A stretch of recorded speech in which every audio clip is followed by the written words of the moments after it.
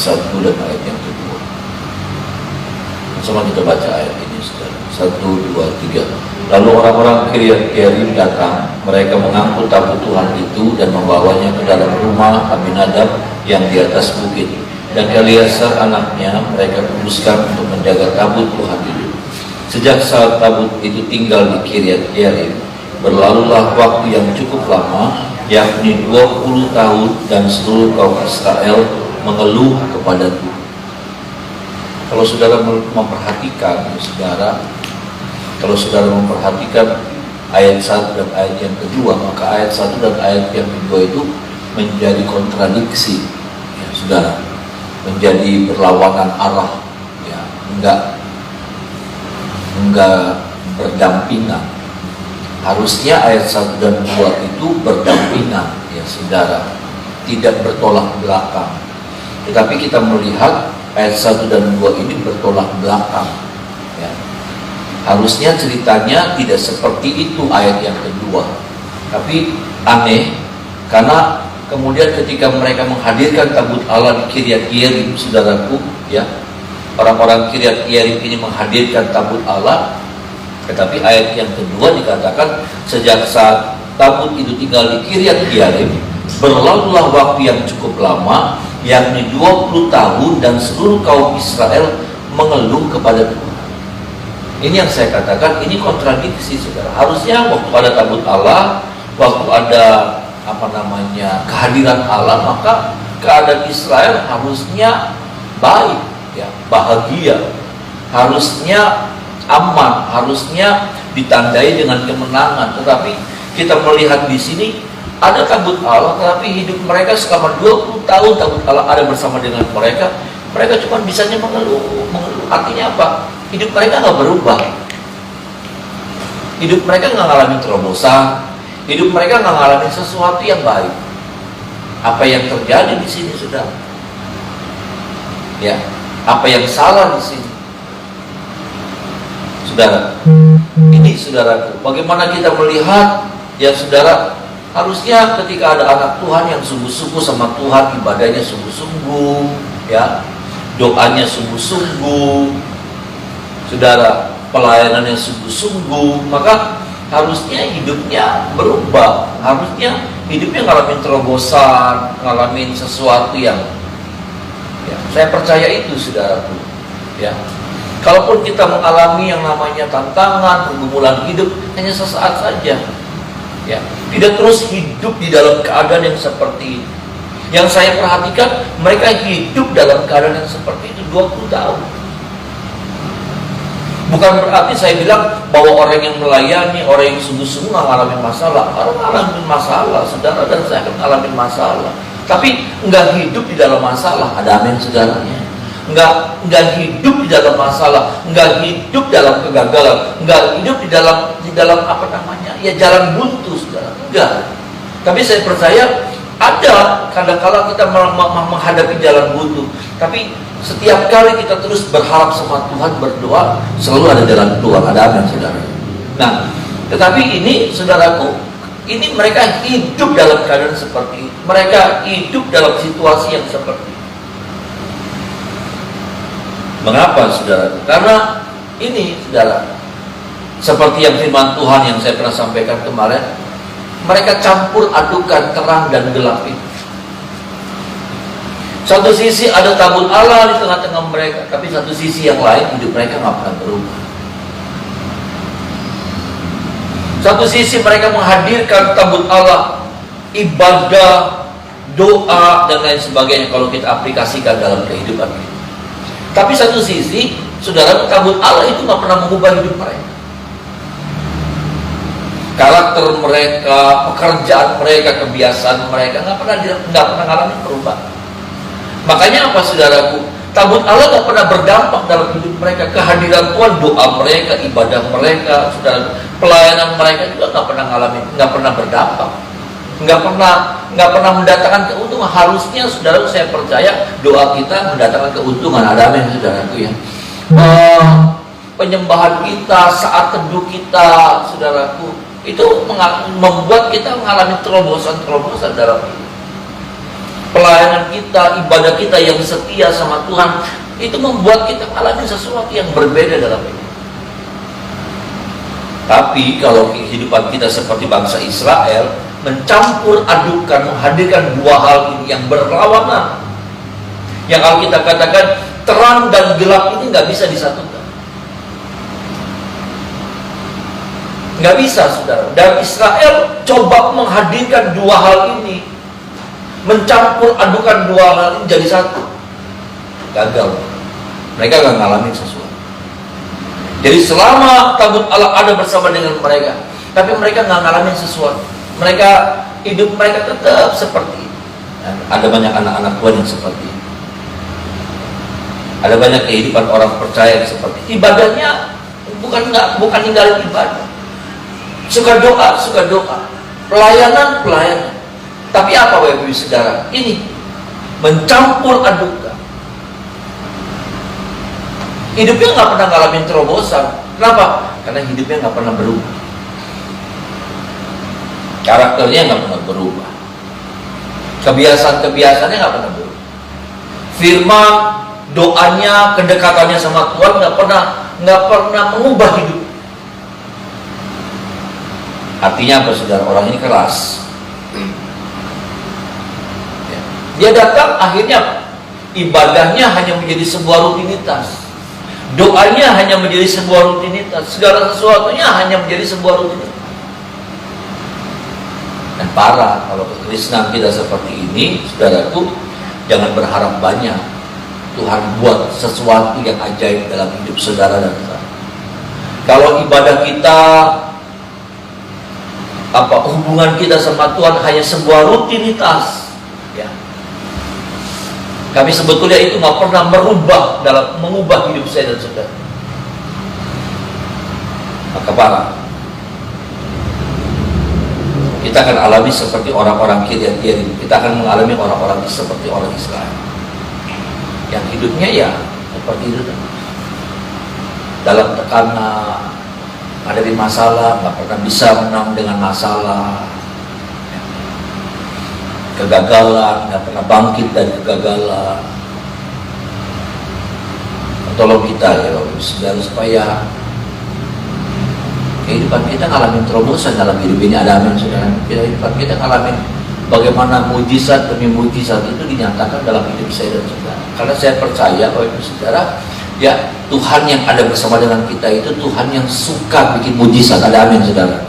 Tuhan yang hadir dalam hidup kita, Tuhan yang perbuatannya itu mujizat. Dia berkata saja mujizat terjadi. Ada amin, saudaraku. Dia berfirman saja terjadi mujizat. Dia gak usah bergerak tangannya, dia berkata satu kata saja, jadi, maka jadi. Semua tindakannya, semua geraknya Tuhan, sekecil apapun, itu sebuah mujizat buat saya dan saudara. Jadi aneh kalau Tuhan hadir dalam hidup kita, tapi dia nggak buat apa-apa. Artinya apa? Dia berdiam.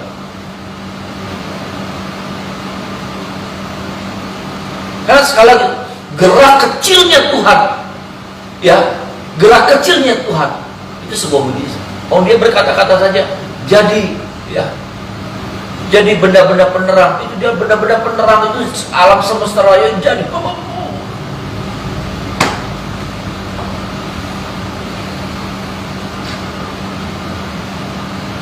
Benda-benda penerang itu bukan seperti yang kita anggapan kita, bulan, bintang. Itu bintang pun miliaran. Ya. Kalau saudara coba buka di YouTube, saudara, itu miliaran. Itu waktu teleskop Hubble itu diarahkan sudah ke alam semesta raya, itu satu arah saja, itu sudah hitung. Kalau kita itu kita langsung jereng matanya, sudah, karena banyak banget.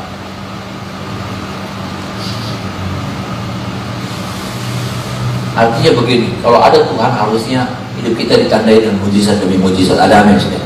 Nggak ada masalah yang nggak bisa kita selesaikan. Bisa bilang amin, saudaraku. Nggak ada pergumulan yang kita nggak bisa lewati. Nggak ada jurang kehidupan yang kita nggak bisa lalui. Nggak. Ada Tuhan pasti ada mujizat. Ada amin, saudara. Ada Tuhan pasti ada perubahan-perubahan yang kita alami dalam hidup kita.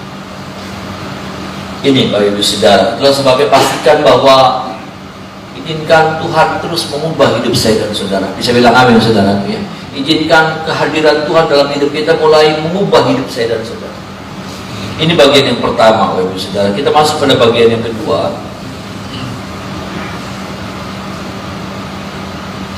Ayat yang ke-14 Bapak Ibu Saudara. Ayatnya yang ke-14. Sama-sama kita baca ayat ini. Ayat yang ke-14. 1, 2, 3. Dan kota-kota yang diambil orang Filistin daripada Israel kembali pula kepada Israel, mulai dari Ekron sampai Gad, dan orang Israel merebut daerah sekitarnya dari tangan orang Filistin. Antara orang Israel dan orang Amori, saudara, kalau saudara melihat tadi apa yang saya sampaikan, kemudian bertolak belakang dengan apa yang kemudian tertulis dalam ayat yang ke-14. Tadinya mereka bersungut-sungut, hidup dalam mengeluh terus. Kenapa? Karena nggak terjadi sesuatu, nggak pernah ngalamin terobosan, nggak pernah ngalamin tekanan, ya terus ditekan. Ada masalah, ya terus hidup dalam masalah. Tapi ayat yang ke-14 menceritakan tentang sesuatu yang sangat berbeda. Hidup mereka mengalami sebuah perubahan. Hidup mereka mengalami sebuah terobosan. Hidup mereka mengalami satu keadaan yang luar biasa, saudara. Bagaimana dikatakan, saudaraku, kota-kota yang diambil sama orang Filistin itu kembali lagi sama orang Israel. Ada amin, saudaraku. Artinya apa? Apa yang sudah hilang kembali lagi sama mereka. Apa yang sudah direbut sama musuh kembali mereka bisa ambil lagi. Sebuah keadaan yang berbeda. Dan kita rindu kita mengalami hidup yang seperti itu. Ada amin, saudaraku. Kita rindu bagaimana apa yang sudah hilang dari hidup kita itu dikembalikan lagi, kita bisa raih lagi, kita bisa ambil. Kebahagiaan yang pernah hilang, keberhasilan yang pernah hilang, segala sesuatu yang tadinya pernah hilang dikembalikan lagi sama kita. Kita bisa rebut kembali, ada dalam tangan.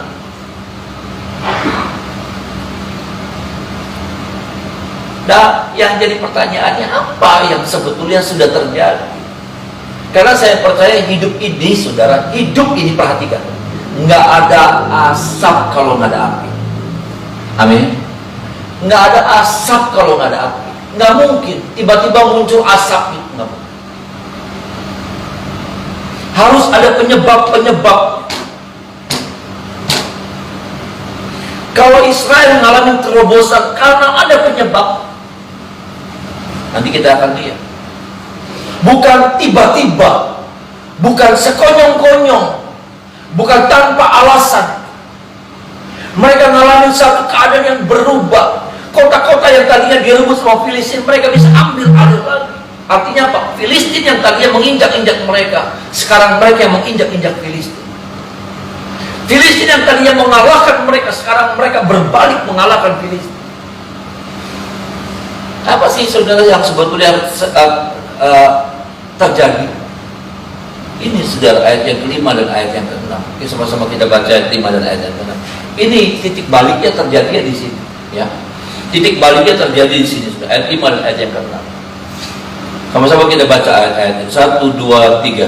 Lalu berkatalah Samuel, kumpulkanlah segenap orang Israel ke Mispa, maka aku akan berdoa untuk kamu kepada Tuhan. Ayat 6. Setelah berkumpul di Mispa, mereka menimba air dan mencurahkannya di hadapan Tuhan. Mereka juga berpuasa pada hari itu dan berkata di sana, kami telah berdosa kepada Tuhan. Dan Samuel menghakimi orang Israel di Mispa. Peristiwa ini sudah yang jadi titik balik. Peristiwa ini yang jadi titik balik. Peristiwa apa, saudaraku?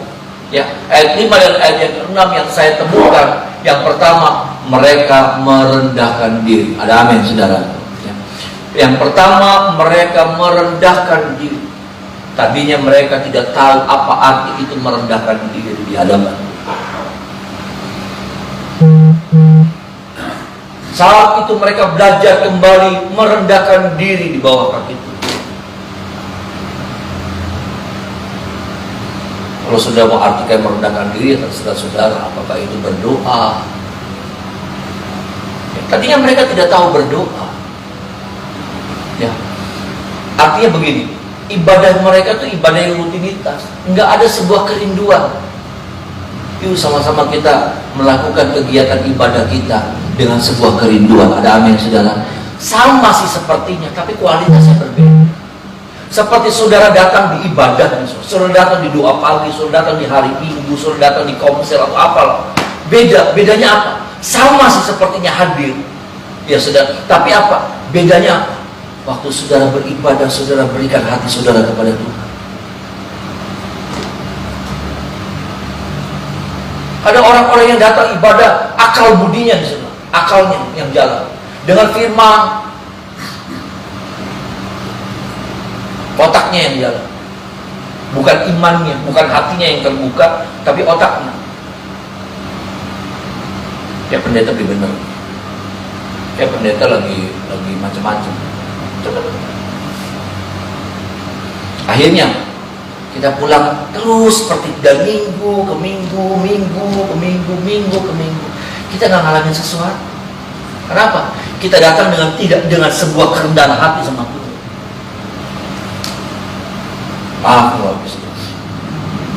Kita ibadah, kita doa di rumah juga, doa cuma rutinitas. Nggak ada tuh dengan hati kita datang. Beda saudara. Jadi jangan, kekristenan tuh gak gampang. Kekristenan tuh tidak seperti yang kita bayangkan, yang kayak gini. Kekristenan tuh perlu apa ya? Perlu pengenalan yang sungguh.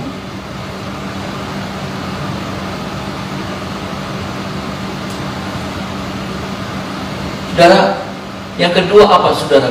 Yang saya temukan, saudara, yang saya temukan dari ayat ini dibilang begini. Setelah berkumpul di Mizpah, mereka menimba air dan mencurahkannya di hadapan Tuhan.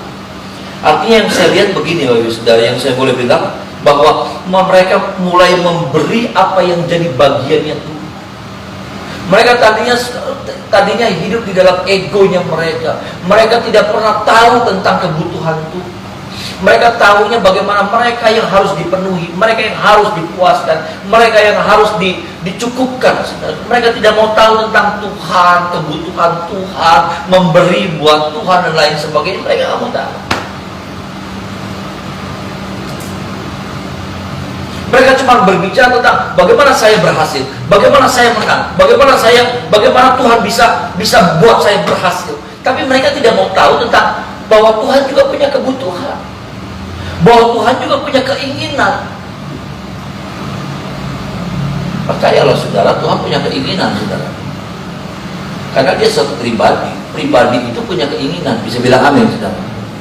Ya, pribadi itu, yang makhluk hidup itu punya keinginan. Kalau benda mati dia nggak punya keinginan. Makhluk hidup itu punya keinginan. Tumbuhan saja saudara, dia punya keinginan. Ketika keinginannya tidak dipenuhi, lain. Tapi kalau batu, saudaraku, saudara nggak usah ngapa-ngapain ya kayak gitu. Itu benda mati. Tapi yang namanya makhluk hidup itu punya kebutuhan. Dan ketika kebutuhannya tidak terpenuhi, saudara, tidak diberikan kepada dia yang seharusnya, maka jangan heran, saudara, ada sebuah perubahan yang terjadi. Kalau itu tumbuhan, maka tumbuhan itu jadi lain.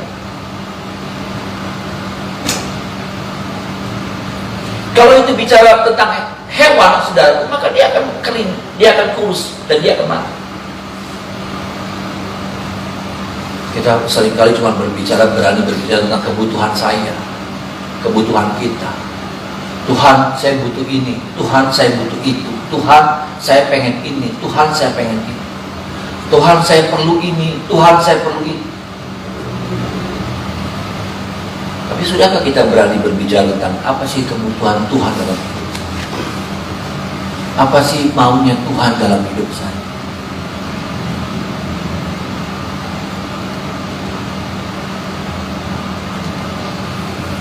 Kita harus berani begitu, sudah. Maaf ya, sudah. Kita harus berani belajar berbicara tentang apa yang jadi kebutuhan Tuhan, apa yang menjadi maunya Tuhan, apa yang menjadi keperluan Tuhan. Bahwa Tuhan punya keperluan, Tuhan punya kebutuhan. Benar, saudaraku, benar. Saudara, dia bisa buat apa saja seperti orang tua, ya saudara. Seperti orang tua punya duit, ya saudara. Punya duit, mau beli nasi lengko berapa puluh bungkus bisa. Mau beli nasi jamblang sama warung-warungnya bisa. Ya saudara, mau disuruh tukang jamblang itu setahun nongkrong di depan rumahnya bisa, disewa bisa. Tapi kalau ada anak yang kemudian datang bawa nasi lengko, bawa nasi jamblang, nih bawa nasi jamblang, makan dulu.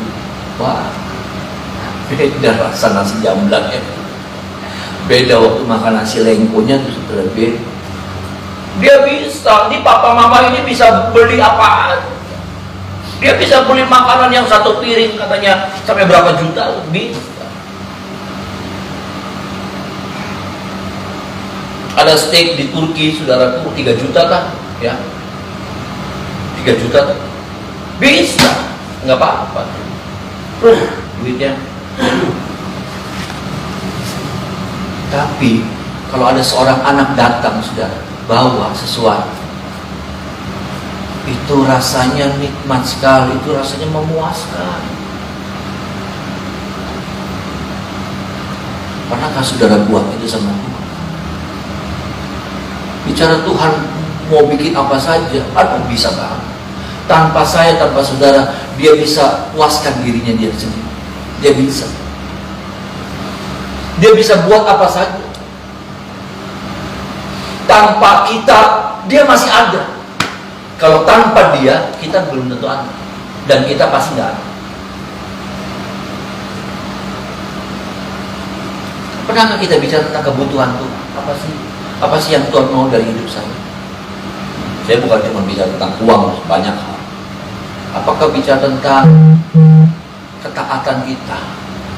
Apakah kita bicara tentang pengampunan yang Tuhan lagi minta ada sama kita? Adakah bicara tentang komitmen? Adakah bicara tentang menyerahkan hidup kepada Tuhan? Adakah seperti itu yang Tuhan lagi minta? Tuhan tolong kita ya, saudara, supaya pagi ini ya, ini bukan sesuatu yang mudah sebetulnya ya, saudara. Tetapi kalau kita mengalami terobosan, saudara mengalami terobosan, ada amin saudara? Ada amin? Saudara dan saya rindu kita mengalami terobosan walaupun hidup sulit. Orang Israel ini mengalami kesulitan, ditekan sama Filistin. Tapi bagaimana keadaan bisa dibalikan? Saya percaya kemenangan itu dari Tuhan asalnya. Ada amin saudara? Benar sih saudara, tekanan ekonomi hari-hari ini begitu luar biasa. Ya, tekanan ekonomi lagi dahsyat sekali, lagi menghantam banyak sektor. Ya, semua sektor dihantam. Mau dagang apa baik kena. Mungkin seperti itu ya. Tapi udah, jangan takut. Tuhan bisa membalikan keadaan. Ada amin saudara? Tuhan bisa membalikan keadaan.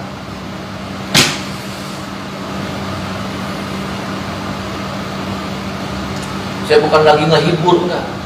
Saya lagi sampaikan kebenaran firman Tuhan yang sejatinya seperti itu. Bahwa bagi Tuhan tidak ada perkara yang mustahil. Ada amin saudara?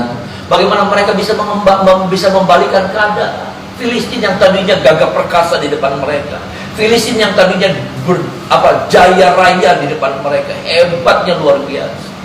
Dan mereka nggak pernah bisa mengalahkan Filistin. 20 tahun mereka ditekan.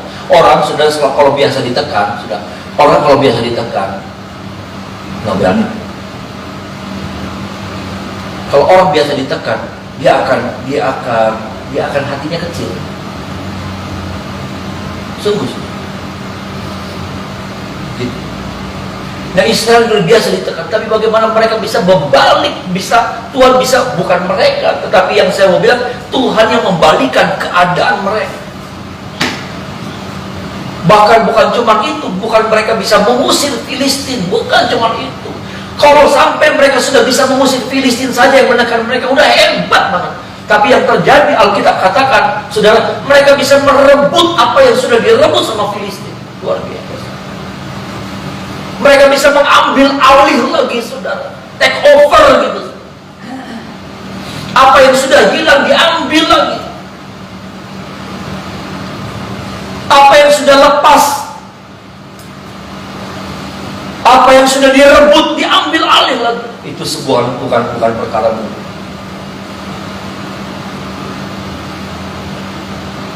Tapi bagaimana saudara? Apa yang harus mereka? Tadi merendahkan diri.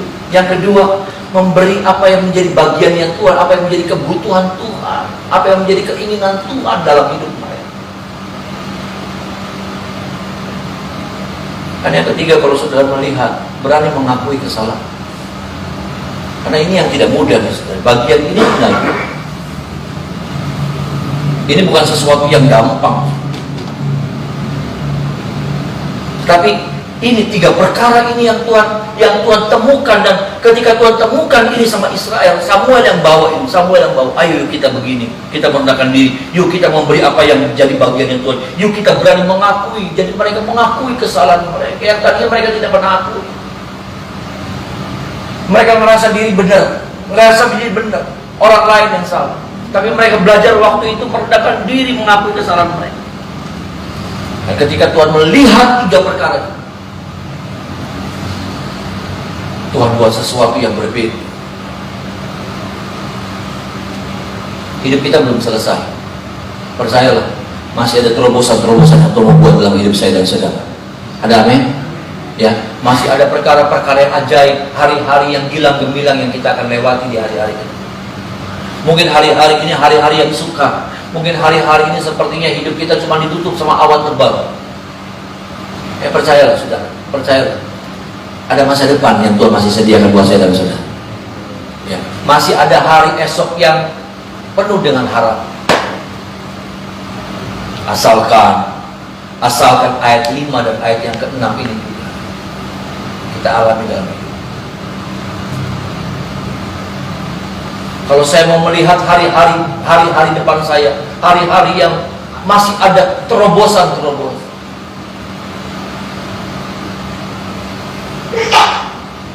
Sudah, maka 3 hal ini yang harus kita perhatikan. 3 hal ini juga yang harus saya lakukan, masih harus saya lakukan. Saudara, kita nggak bisa bilang begini. Kadang-kadang kita bilangnya begini. Oh iya Pak Gem, saya dulu begitu. Saya dulu kayak gini. Benar Pak Gem. Ya saya waduh. Yang Tuhan minta sekarang. Yang Tuhan minta sekarang. Karena seringkali benar dulu Israel suka begini. Tapi sekarang Tuhan sudah tidak temukan lagi.